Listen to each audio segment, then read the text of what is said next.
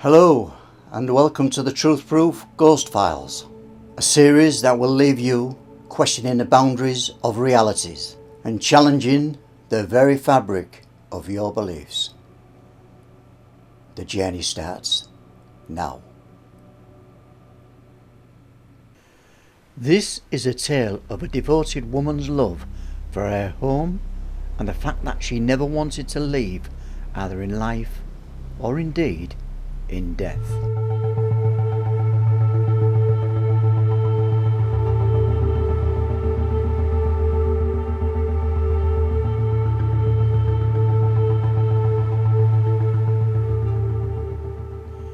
During the reign of Elizabeth I, Burton Agnes Hall was owned by the three daughters of Sir Henry Griffith.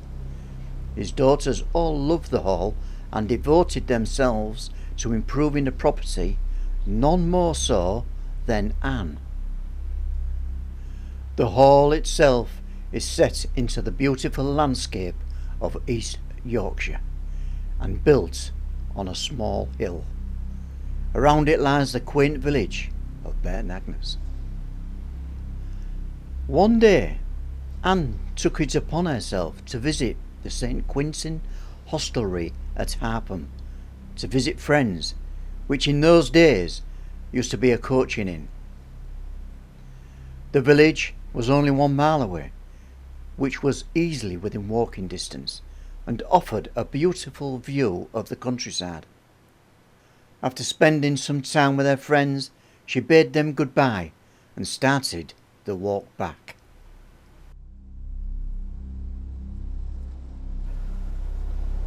Upon reaching the point where St. John's Well is situated, she noticed 2 beggars lying on the grass by its side. It is said her hand was at once seized and an attempt was made to draw off the ring she was wearing, which caused the now thoroughly frightened Anne to shriek for help. It was at this point where she was delivered a murderous blow to the head, and Anne slumped to the ground. And upon her being taken back to the hall, she was very much in a life or death situation. Sometimes delirious, sometimes sensible. She told her sisters that she would never rest unless part of her could remain in our beautiful home as long as it shall last. She made them promise that when she was dead, her head should be severed and preserved in a hall forever, and to pacify her, the sisters agreed. However, when Anne died a few days later, the sisters took it upon themselves to bury her in the churchyard.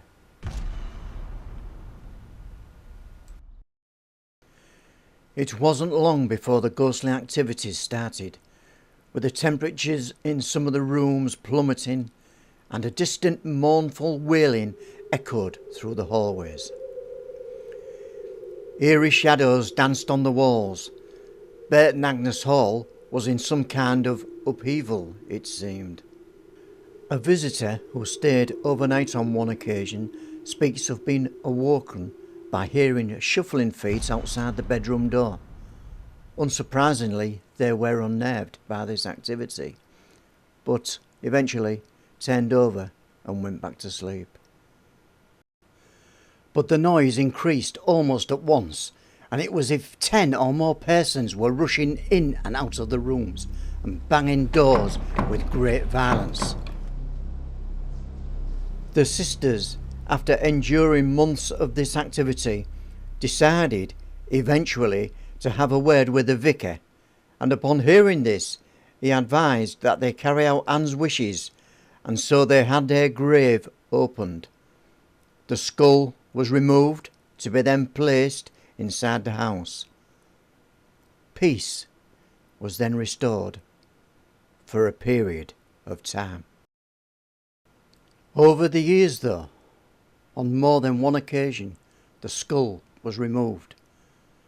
The first instance is where it was buried in the garden, and it wasn't long before the barrage of activity ensued, much to the dismay of the two sisters. Another occasion was where it was thrown out with the household rubbish, but then quickly retrieved by one of the household staff. After these unfortunate events, it was deemed that the skull should be put in a case and bricked up inside one of the old walls. It's probably in the Great Hall, as nobody to this day knows for sure its location. The screaming skull should be screaming no more. Hope you enjoyed tonight's ghostly tale. So from the Truth Proof team, we'll wish you all good night.